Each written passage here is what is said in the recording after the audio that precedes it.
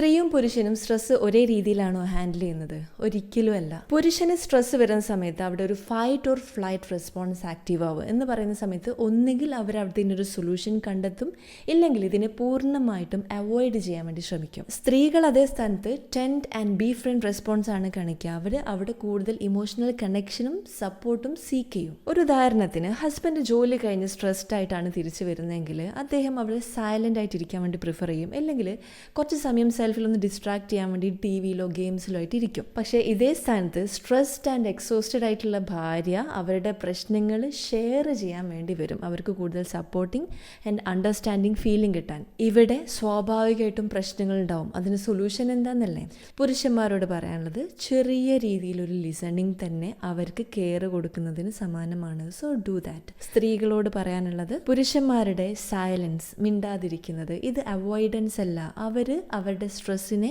കോപ്പ് ചെയ്യുന്ന ഒരു മെക്കാനിസമാണ്. രണ്ടുപേരുടെയും സ്ട്രെസ് റെസ്പോൺസിനെ മനസ്സിലാക്കി കഴിഞ്ഞാൽ റിലേഷൻഷിപ്പിൽ കമ്മ്യൂണിക്കേഷൻ കുറച്ചുകൂടെ ഈസി ആയിരിക്കും.